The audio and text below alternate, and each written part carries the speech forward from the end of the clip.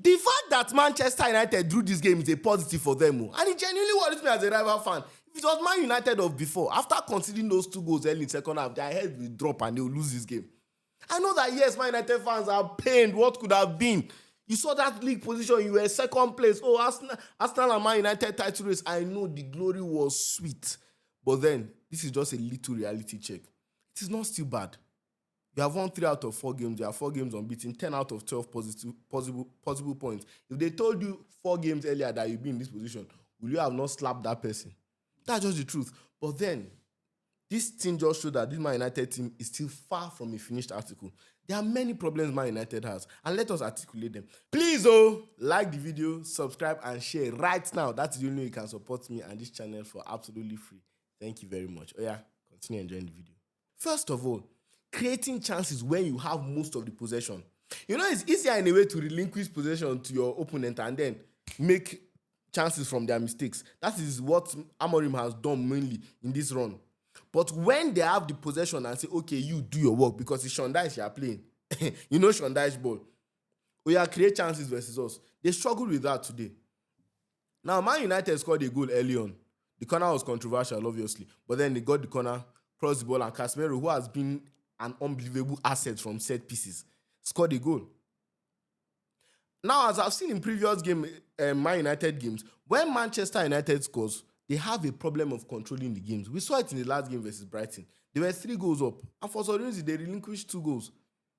You understand?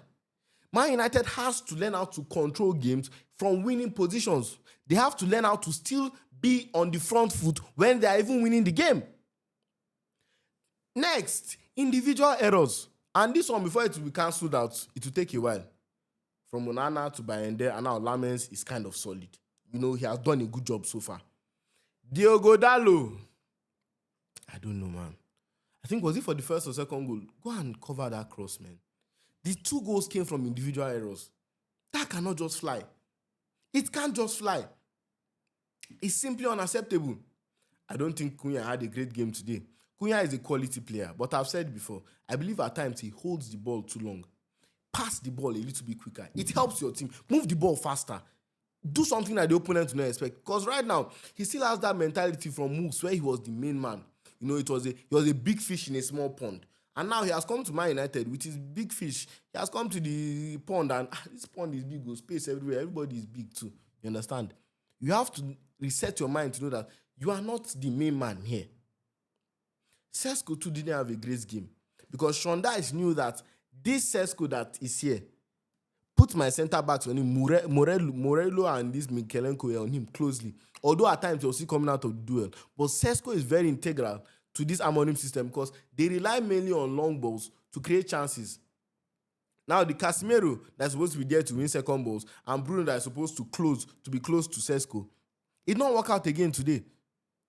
But I'm not saying that Amorim should stop that too, because that has worked and it has shown that it will work well. Even from the wing positions, I think Man United has shown that they can be penetrated from the wings. One of their weaknesses is defending crosses. That is why I believe that Maguire should be somehow in this team. I genuinely believe that. I believe aerially he is a beast. He's an absolute monster. You can put Maguire in the mix, and yeah, he has done his stuff anytime he came on for you guys. Ahmad scored today, very beautiful goal, but he was not coping well with Hudson-Odoi defending that wing. Same thing for Dalot defending his own side. Hudson-Odoi was having a great game today. He was very, very positive, you know, dribbling-wise and etc. So these are the issues that Amorim now has to address. And it will take a long time. It is a process. But I just want Manchester United fans to bear in mind that your last 4 games, you are unbeaten. You would never have expected that.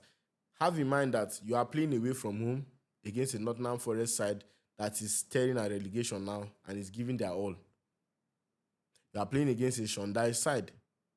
You can also look at it as, oh, Nottingham Forest has only won 1 game in the Premier League this season. Everybody has beaten them, this and that and that.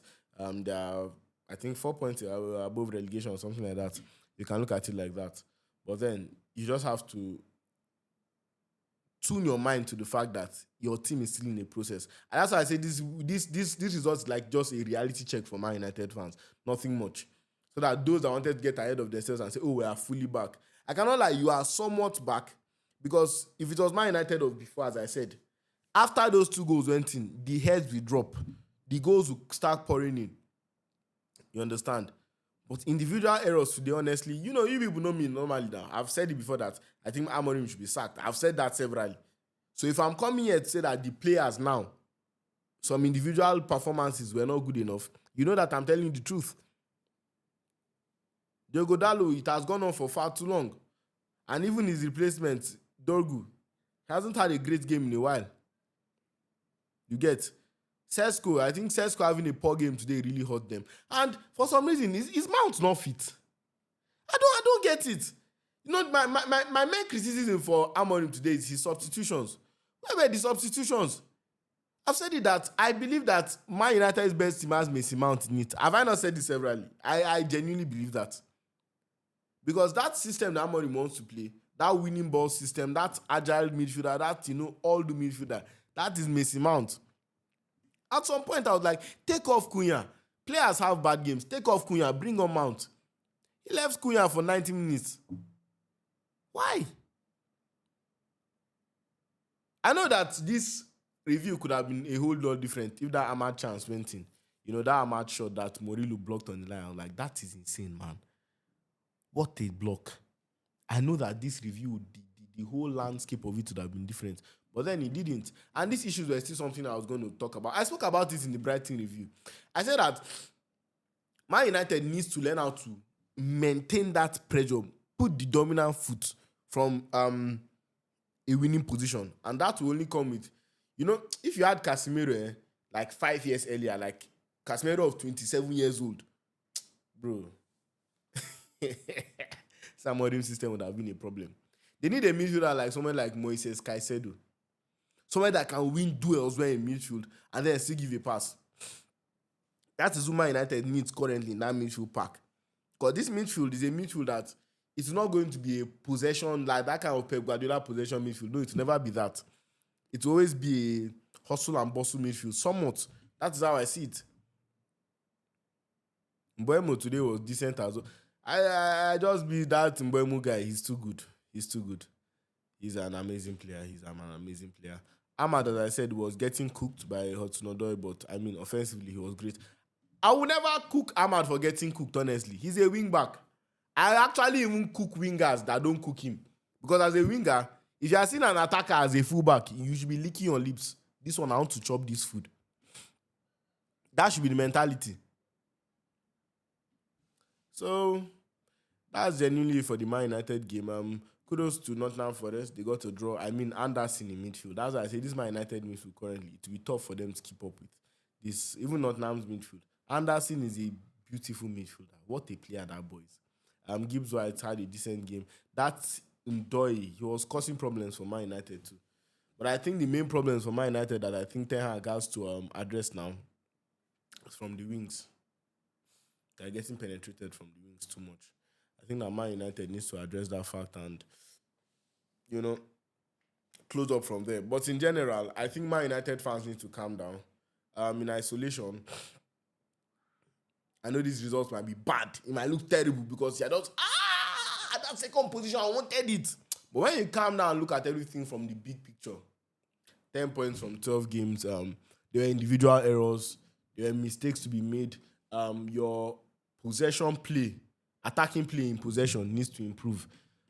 These are all things that can be improved. I mean, the club was on a bad trajectory in the last 4 games, and it has turned around. So I think we might be seeing upward from Man United. And obviously, these losses, this kind of draws will come in 1-1 because, as I said, it's not like you're Arsenal that's had like 5 years to cook what they are cooking now. Arsenal has been together for a while, so they know what they are doing.